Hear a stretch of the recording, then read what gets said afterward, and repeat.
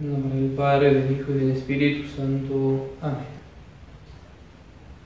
Antes de continuar con el catecismo, como venimos haciendo, simplemente volver a leer uno de los mártires de hoy, la verdad, muy impresionante, San Román. En todo caso, vamos a leer el pequeño extracto que nos trae el Martirologio Romano sobre San Román mártir, muy impresionante, que se leyó recién antes de la misa.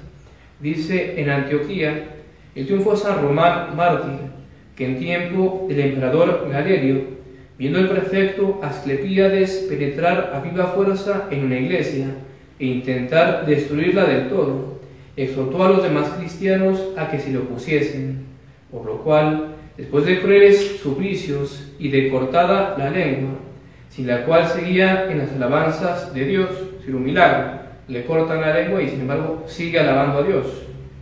Dice: ahogado con un dogal en la cárcel, consumó su ilustre martirio. Muy impresionante San Román. Este prefecto Asclepíades va a profanar una iglesia y él se le opone y incita a todo el mundo a hacer lo mismo. Y por eso los suplicios, el martirio, le cortan la lengua, el milagro. Sin lengua no puede hablar. Y se seguían las alabanzas de Dios, en las alabanzas divinas.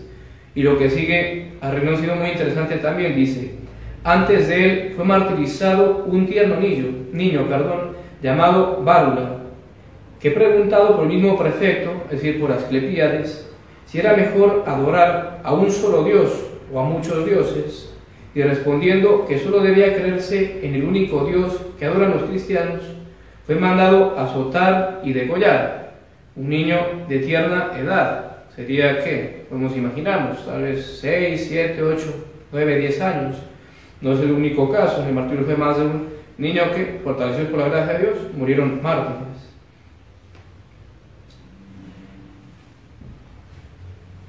Y ahora sí, siguiendo con el catecismo de San Pío X que estamos haciendo, estamos en el 9º artículo del credo, la pregunta 163, que dice así: ¿y por qué la iglesia verdadera se llama a sí mismo romana? Ayer vimos las 4 notas, una santa, católica y apostólica, las notas de la iglesia, para poder distinguirla de tantas falsas religiones o sectas que se dicen cristianas, que no son la verdadera iglesia de Jesucristo. Las 4 notas, una santa, católica y apostólica. Sin embargo, siempre se agrega romana. Entonces, ¿por qué se llama a sí mismo romana? La pregunta del catecismo. Dice: la iglesia verdadera se llama a sí mismo romana porque los 4 caracteres o notas de unidad, santidad, catolicidad y apostolicidad se hallan solo en la iglesia, que reconoce por cabeza al obispo de Roma, sucesor de San Pedro. Y por supuesto que estas obras han entendido el verdadero, el legítimo, no los tiempos de hoy en crisis que nos tocan con Francisco, por supuesto, de verdadero y legítimo no tiene nada, con todas las herejías que dice, que ya hemos dicho en pasadas catequesis, el tema de la herejía en el Papa, que si realmente es el caso, entonces no lo es tal, no es un verdadero Papa, porque si está en herejía, si cae en herejía, se sale de la iglesia por herejía. Y el que no forma parte de la iglesia, no es miembro, mucho menos puede ser cabeza de un cuerpo del cual no es miembro. Entonces así de sencillo, pero bueno, voy a hacer la aclaración, pero como decíamos la vez que tratamos del tema, claro, el catecismo está redactado en tiempos de San Pío X, bajo un verdadero Papa, y está pensado esas respuestas para un verdadero Papa. Entonces sí, pero si uno no tiene en cuenta esas cosas, no se puede hacer tal vez escrúpulos y pensar: si no estoy con Francisco, con todos los desastres y desórdenes que hace, y dice no soy católico. Por supuesto que no, porque Francisco no es católico para empezar, tenemos ese problema, pero sin embargo, saber, y nosotros somos romanos, ojo, cuidado, porque la verdadera iglesia de Cristo ahorita no tiene cabeza, pero su cabeza invisible es Jesucristo. Pero somos católicos, apostólicos y romanos, la fe verdadera romana, porque solamente allí se hallan los 4 caracteres o notas de unidad, santidad, catolicidad y apostolicidad. Vemos en la iglesia que reconoce, porque es el obispo de Roma, siempre está entendido al verdadero, no lo que hoy en día nos toca. La siguiente pregunta, la 164. ¿Cómo está constituida la iglesia de Jesucristo? La iglesia de Jesucristo está constituida como una verdadera y perfecta sociedad, y en ella, como en toda persona moral, podemos distinguir alma y cuerpo, es una perfecta sociedad, como lo es los estados civiles, y por eso ella, la Iglesia, no depende del Estado. Errores modernos, errores liberales. La Iglesia tiene que estar supeditada al Estado, ser sirviente del Estado. No, por supuesto que no. La Iglesia es una sociedad perfecta y a sí misma se basta y tiene los medios para conseguir sus propios fines.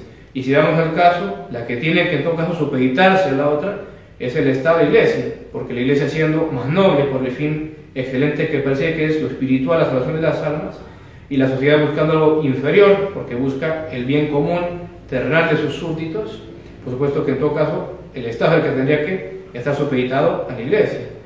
Por supuesto tienen que obrar en conjunto. En buenos tiempos era así. Tratamos con todos los problemas modernos, hay que saber que la separación de Iglesia y Estado está condenado por la Iglesia. Hoy día es lo que nos toca vivir, de hecho, pero eso fue innumerables veces condenado por la Iglesia. El error de los liberales, es decir, que hay que separar la Iglesia del Estado, en las épocas que sí estaban unidos, Iglesia y Estado. Siguiente pregunta, 165, ¿en qué consiste el alma de la Iglesia?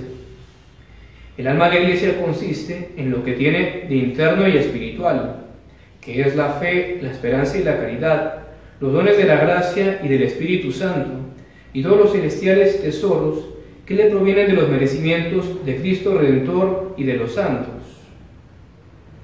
La siguiente pregunta, la 166, ¿en qué consiste el cuerpo de la Iglesia? Recién veamos como una persona moral, la Iglesia tiene cuerpo y alma. Entonces, ¿qué es el cuerpo?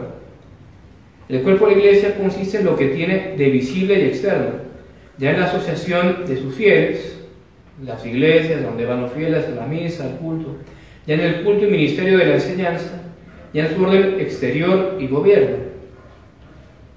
Siguiente pregunta, muy importante, la 167 dice, ¿basta para salvarse ser un miembro cualquiera de la Iglesia?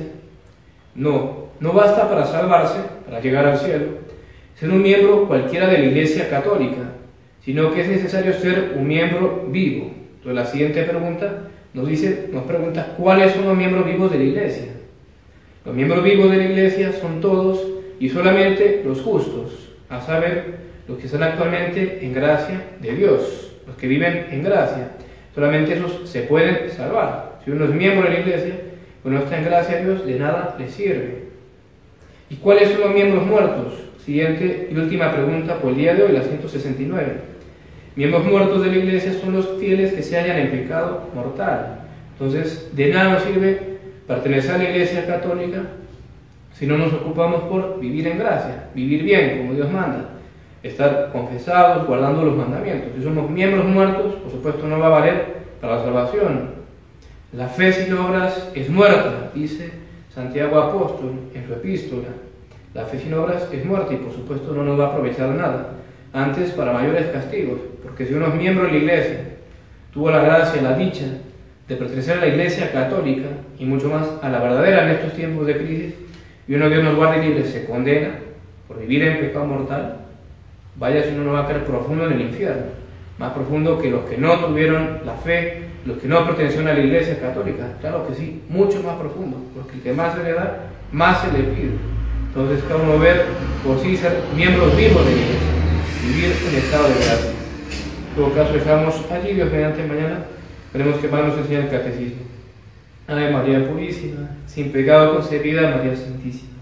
En nombre del Padre, del Hijo y del Espíritu Santo. Amén.